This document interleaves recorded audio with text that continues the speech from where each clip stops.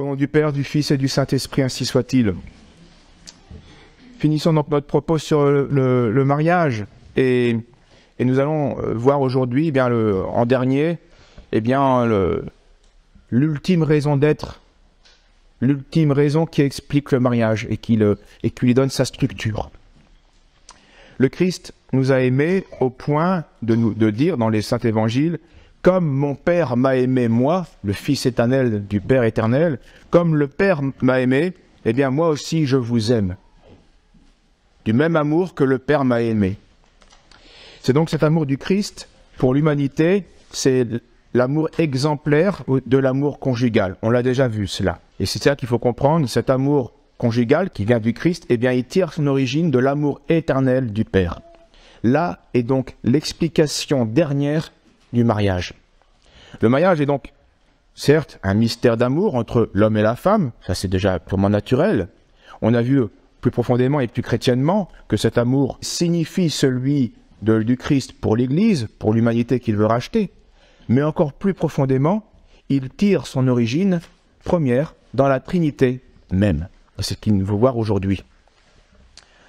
En Dieu, vous le savez, la personne du Fils doit tout à son Père.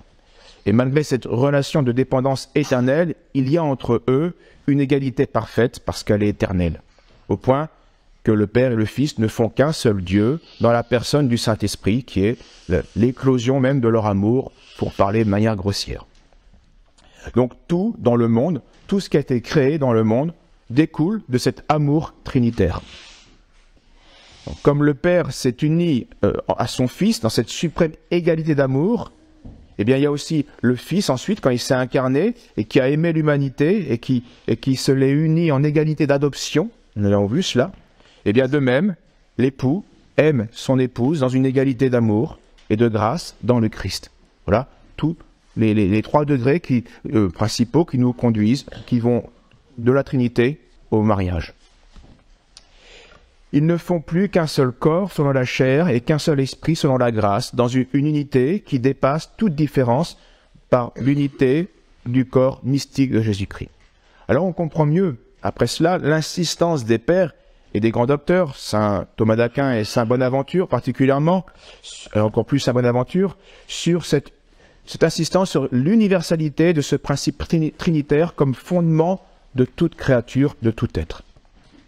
D'abord, vous savez, n'importe quel caillou, n'importe quelle création, même très matérielle, eh bien, porte une trace de la Trinité, disent les docteurs catholiques.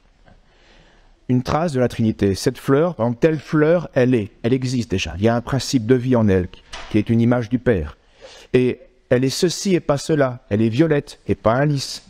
Donc, elle a une raison d'être. Elle a quelque chose qui la forme et qui la différencie des autres. C'est le verbe, la pensée.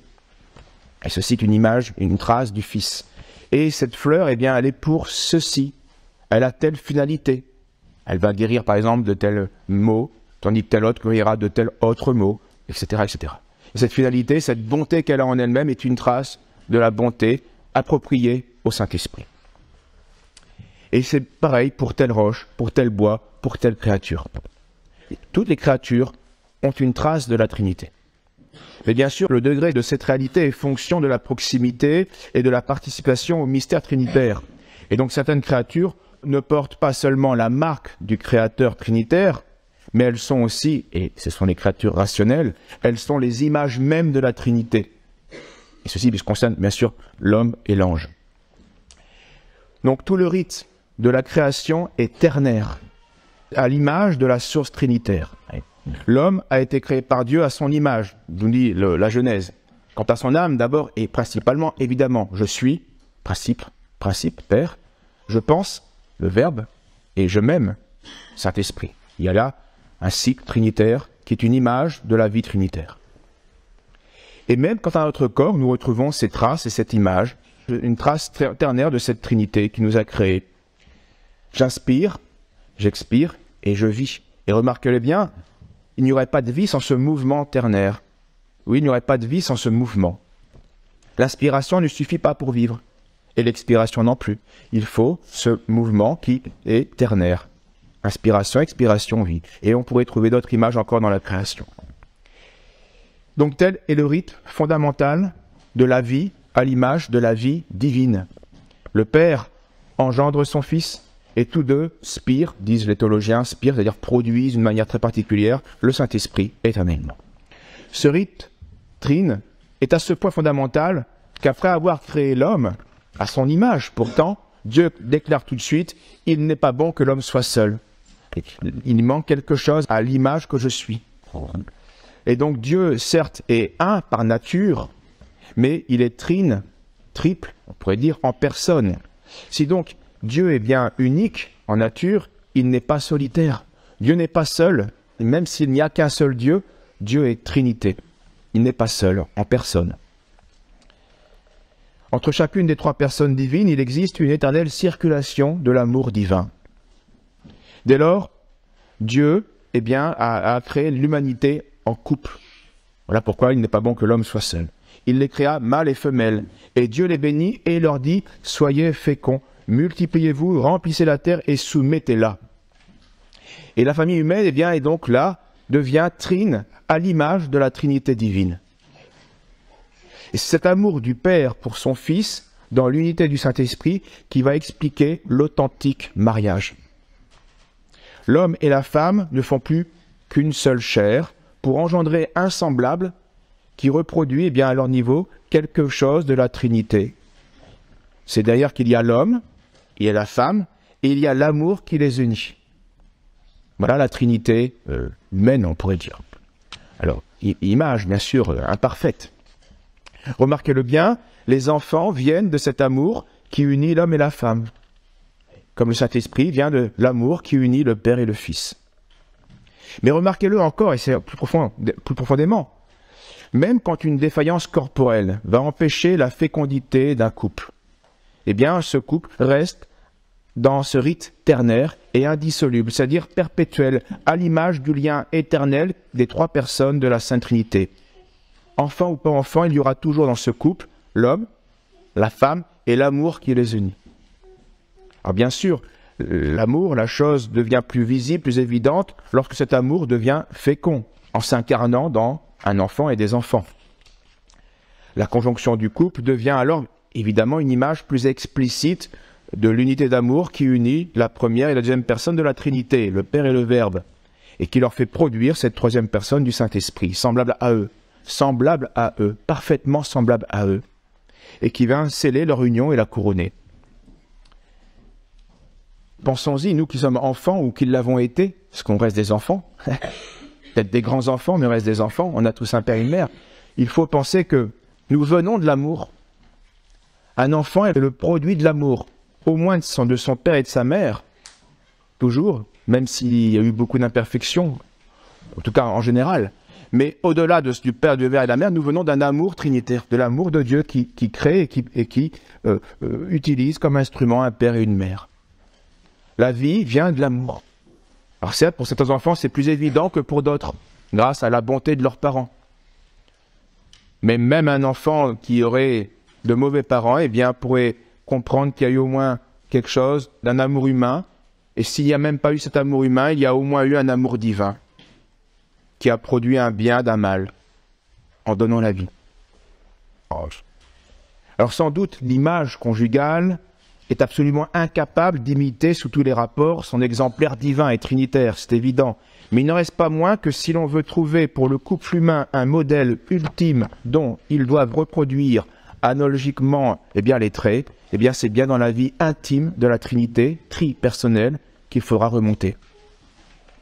L'homme et sa femme, qui s'unissent en faisant une seule chair, ne sont plus deux, mais trois.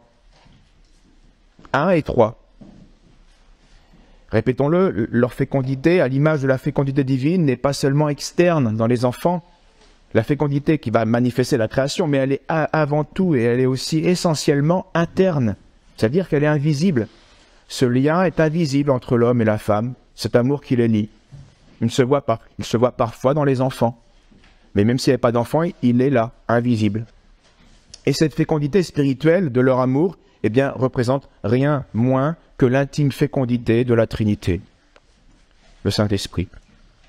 Voilà donc pourquoi la raison profonde, pourquoi la stérilité n'est pas une raison de divorce dans la doctrine catholique. Et l'on retrouve ici et c'est normal, c'est lié le mystère de l'Église.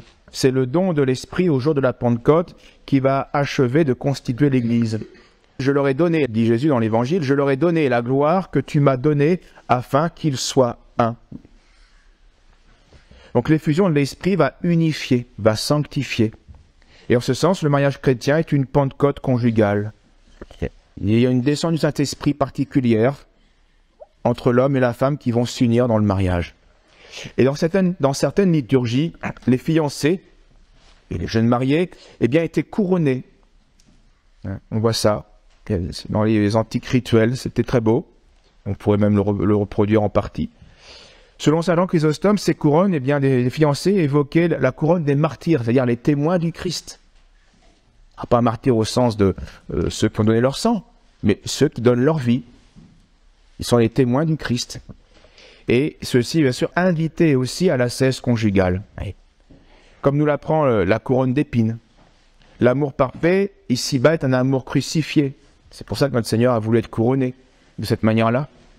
Et voilà ce que donc l'Esprit enseigne aux époux, comme il l'a enseigné à l'Église.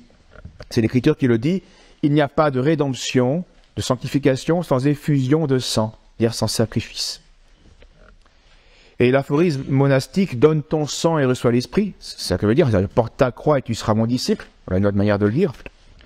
Eh bien, elle va éclairer aussi l'état conjugal, et pas seulement l'état monastique, parce que ça éclaire tout l'état ecclésial, l'état chrétien. Et ces couronnes manifestent bien à leur manière, eh bien, et que les mariés, à leur manière et à leur degré, eh bien, participent à la vie chrétienne, à la vie de l'Église, à la vie du Christ et à sa mission. Après les martyrs, les confesseurs, les vierges, il y a les époux, dont la mission est capitale, propre, d'être des coopérateurs à l'œuvre créatrice et sanctificatrice par la transmission de la vie et par l'éducation, par le sacrifice chrétien en portant la croix.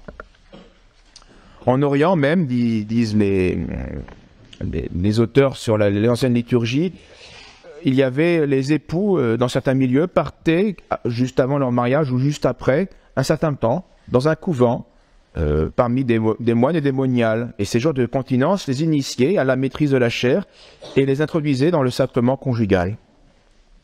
Ces vigiles initiatiques eh bien, étaient évidemment à l'antipode des banquets de noces qui trop souvent eh bien, profanent et blessent dès le premier jour la sainteté du mariage chrétien. Car la vie conjugale, même dans son aspect charnel, doit révéler le spirituel. Et c'est un principe universel et pas propre au mariage.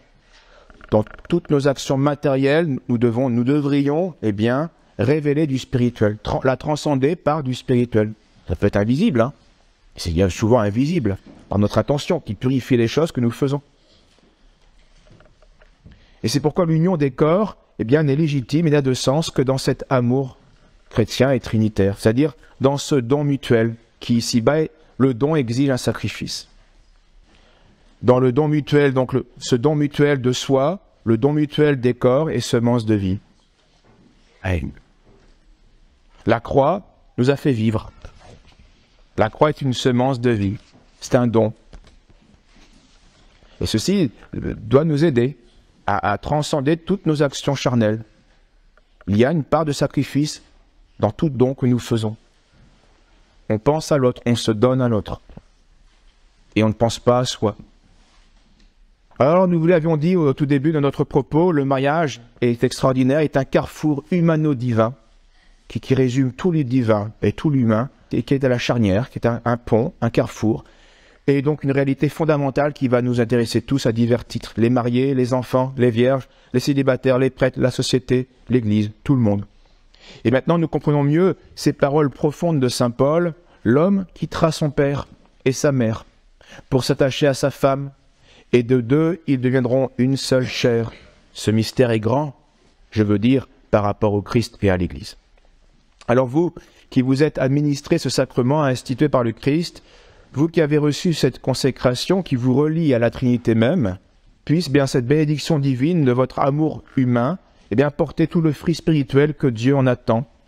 Vous qui avez fondé un foyer, puissiez-vous être une image vivante de Dieu, en pratiquant une autorité toute imprégnée d'amour, et une soumission toute imprégnée d'amour.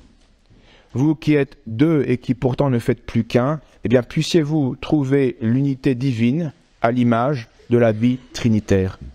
Un seul amour de tous, pour tous, en Jésus-Christ, qui passe à travers l'univers, qui vient du Père et qui remonte vers lui dans l'unité du Saint-Esprit. C'est-à-dire toute la liturgie et toute la révélation chrétienne est dans ce cycle. Alors oui, Saint Paul avait bien raison et nous le comprenons, ce mystère-là est grand. Ouais. Et c'est le plan de Dieu et il faut chercher à y correspondre et pour le réaliser et puis pour le faire, pour mieux le comprendre. Et comprendre que Dieu a tout fait à son image, mais qu'il l'a fait aussi homme et femme, Christ et Marie, pour que tout soit dans le cycle de la Trinité. Au nom du Père, du Fils et du Saint-Esprit, ainsi soit-il.